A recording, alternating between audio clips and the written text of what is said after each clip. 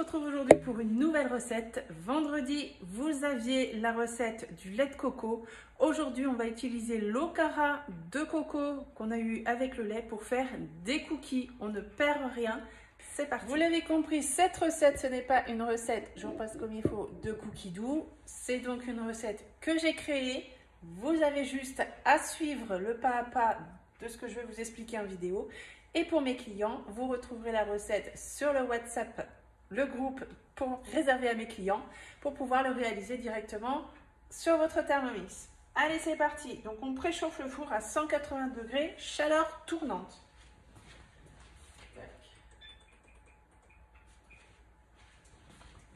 Ensuite, on va mettre, donc là, on a du choix. Donc, c'est vraiment, là, ça va être très bien pour les personnes.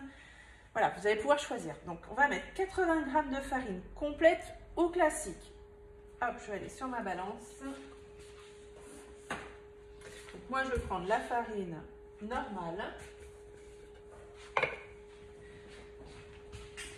tac, tac.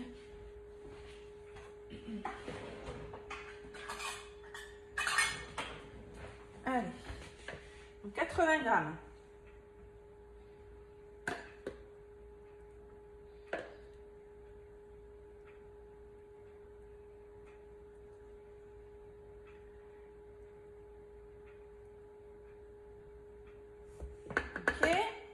Ensuite, il nous faut 80 g de poudre d'amande ou de farine d'amande. Vous pouvez aussi choisir de la poudre de noisette si vous préférez. Moi ici, j'ai un mélange poudre noisette et d'amande. Donc on en met 50 g.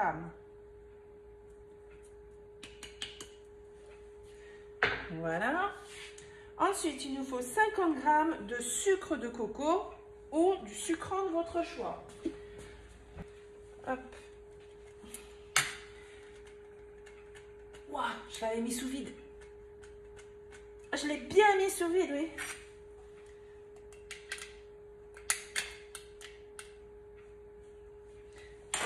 Attendez.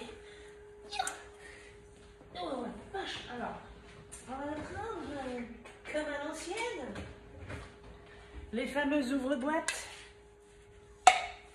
Je l'ai bien mis sous vide, hein, avec mon bicep. Voilà, ça c'est le sucre de coco. Comme j'en utilise pas régulièrement, j'avais mis sous vide. Ça sent super bon.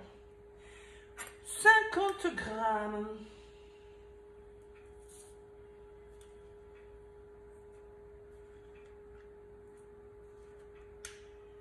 Tac.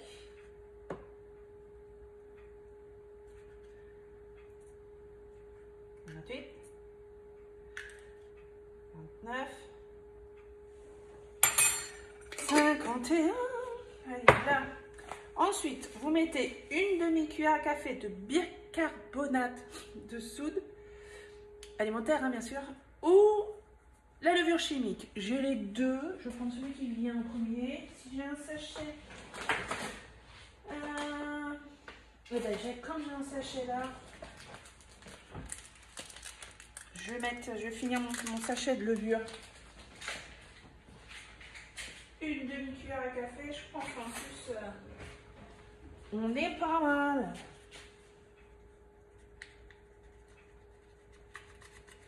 Ouais, allez, ça ira ça. Hop. On va mettre une pincée de sel.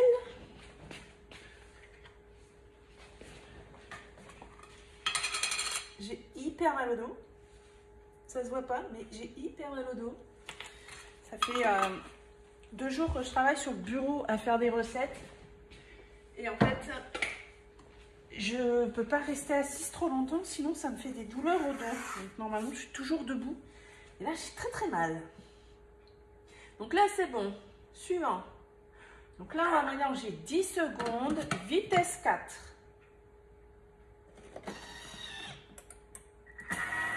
C'est rapide.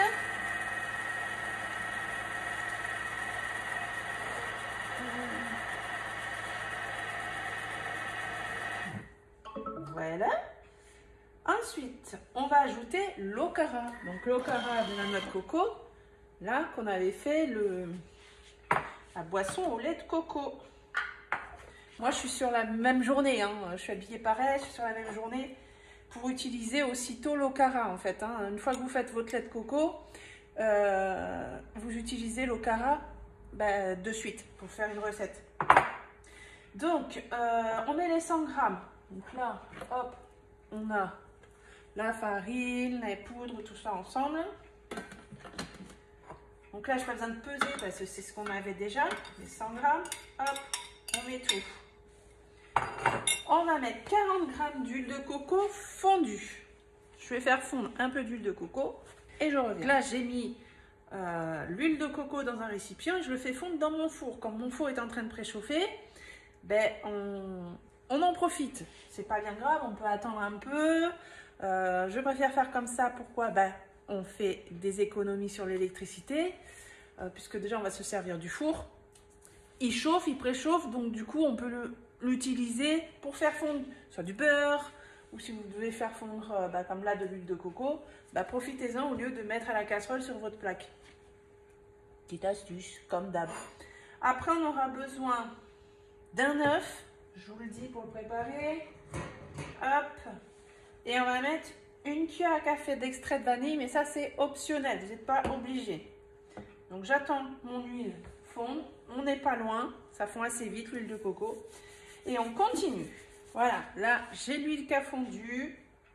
Donc on a dit 40 grammes.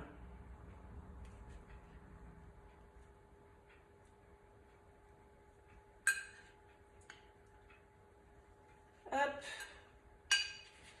Je vais mettre ça là. Ensuite, donc on rajoute l'œuf. Je vais prendre mon gobelet doseur pour vérifier mon œuf. Moi, en plus, c'est les œufs du poulailler, donc je préfère vérifier. On ne sait jamais.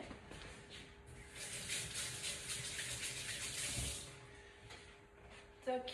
J'avais un peu d'huile de coco sur les mains. Et puis à chaque fois que je touche les œufs, il faut que je me lave les mains. Hop. Et donc ensuite, optionnel, mais si vous avez envie, on met une cuillère à café d'extrait de vanille. Hop.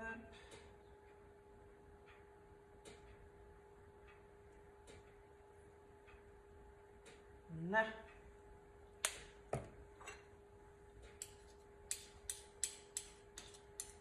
Ok, ça c'est bon. Ensuite, suivant, on va mélanger 20 secondes, vitesse 4.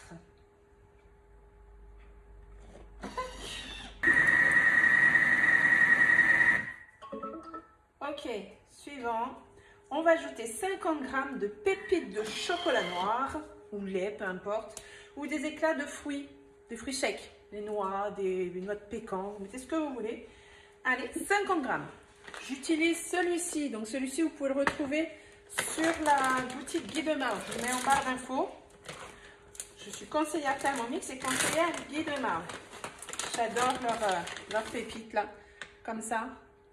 Elles sont trop bien. Donc là j'ai pris celle au lait et en fait j'en ai pris plusieurs parce que je vais faire les chocolats de Pâques. Je vais vous faire une vidéo. Je vais faire l'œuf et je vais faire les fritures qui vont aller dans l'œuf du chocolat de Pâques. Donc là, on va aller sur la balance et on met 50 grammes.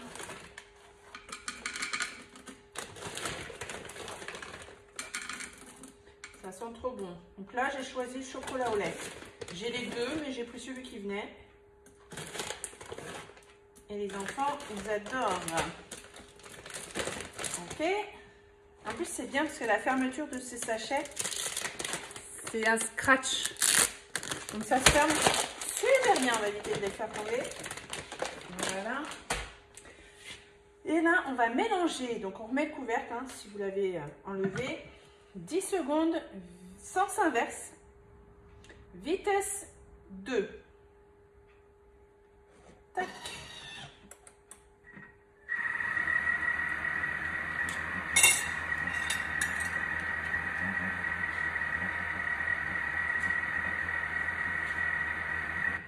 Ok. On va couvrir une plaque de papier sulfurisé ou alors vous faites comme moi, vous prenez une grille perforée avec la toile de cuisson de chez Guy de Marle. On va prendre cuillère à soupe pour faire des boules.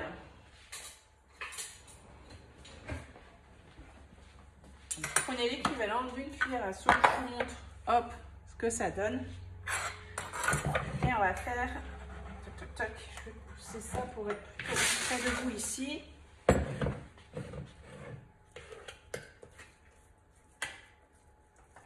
Voilà, prenez à peu près comme ça. Vous les posez là. Et vous aplatissez légèrement comme ça. Ok? Donc, on fait les boules. Prenez bien une cuillère parce que c'est avec vos mains, vous allez en avoir partout. Donc vous les espacez quand même un peu.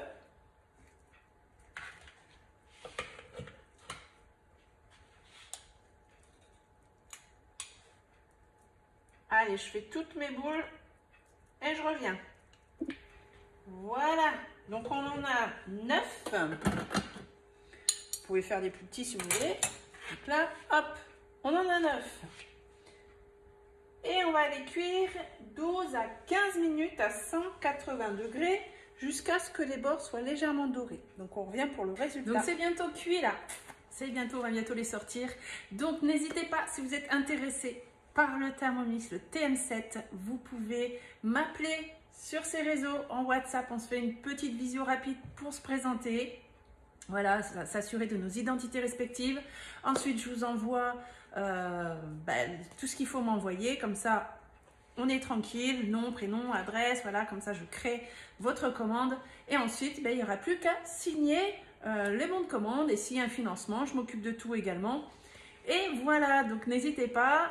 Le TM7 est en précommande. Il y a 16 semaines d'attente. Donc, si vous êtes intéressé par le TM7, n'hésitez pas.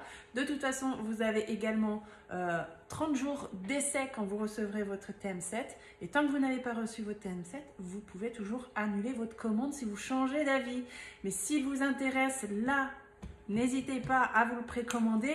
Si vous faites un financement, vous ne serez pas débité avant d'avoir reçu votre TM7. Mais au moins, voilà, nous, on l'aura très prochainement, donc au mois d'avril. Ça y est, c'est cuit. Et je vais pouvoir vous le présenter. Donc comme ça, vous gagnez quand même quelques semaines d'avance avant de le recevoir. Allez, c'est parti. Ça sent bon la noix de coco. Comme je vous ai dit, regardez ça. Donc vous voyez, c'est un peu doré là. Hop, en plus, voilà, ça ne colle pas sur la plaque. Donc sont encore, voilà, on voit, moelleux. Donc, on va les laisser refroidir. On va les mettre sur une grille et les laisser refroidir. Et je vous montre après le résultat quand ils seront froids. Je vais le couper. Là, je ne vais pas le faire à chaud. C'est pas la peine. Je me brûle à chaque fois. Et puis, il vaut mieux attendre quand même qu'ils soient refroidis. Là, c'est bon. Ils ont bien refroidi. Ils sont trop beaux.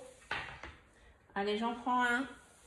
Regardez, je vous montre bien de près avec les pépites. Et là,